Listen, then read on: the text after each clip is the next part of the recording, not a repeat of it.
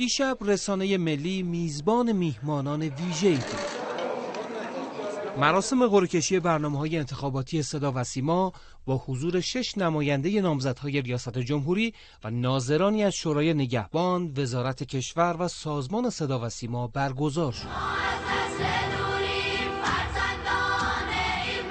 ویژه برنامه‌ای که مزین شده بود به حضور خانواده‌های معظم شهدا، هنرمندان، ورزشکاران و نویسندگان تا بخشی از انتظارات مردم را به گوش رئیس جمهور بعدی برساند. کسی باشه که فکر اقتدار عزت مردم باشه، هم در سیاست خارجی هم در امور داخلی، مسیری رو برن که آدم‌هایی که توی این مملکت قصد خدمت داشتن رفتن. نیاز داریم که نظام آموزشیمون یک تجدید نظری بشه، مملکت خدمت کنه، مردم خدمت کنه.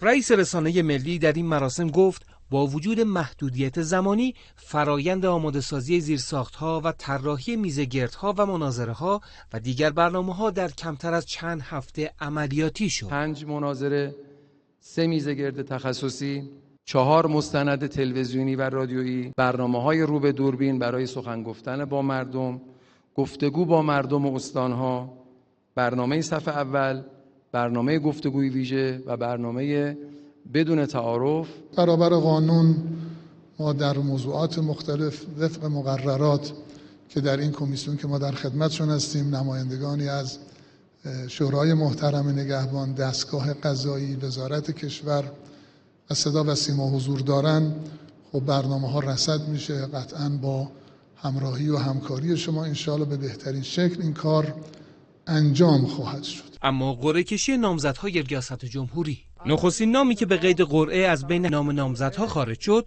آقای مصطفی پورمحمدی بود که با شماره 1 در جدول قرار گرفت. دومین کاندیدا آقای مسعود پزشکیان بود که نام او از گردونه بیرون آمد و شماره 2 را به خود اختصاص داد.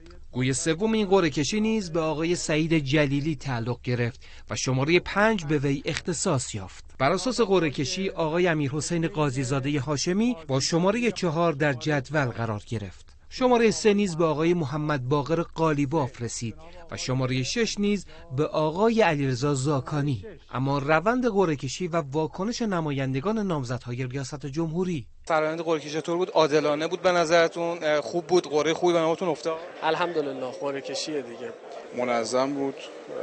خب به فرصت برابر به همه داد، یعنی هم ابتدایش مشخص شد که چطوری نوبت به نماینده‌های کاندیداها برسه. احساس کردم صدا سیما تمام تلاش رو همغمش اینه که عدالت رو رعایت کنه. من فکر می‌کنم صدا سیما با توجه به اینکه فرصت بسیار اندکی داشت، آمادگی خوب و قابل قبولی داره. صدا و سیما همیشه در انتخابات‌ها در واقع نوآوره و در این انتخابات هم فرآیند بسیار خوب، منصفانه و عادلانه‌ای داشت. زحمتایی که بچه‌های سازمان صدا و سیما توی مدت کوتاه کشیدن برنامه بسیار خوبی.